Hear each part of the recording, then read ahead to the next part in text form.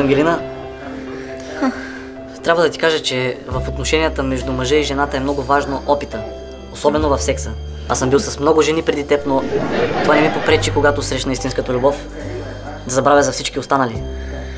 Ох, И друго исках да ти споделя.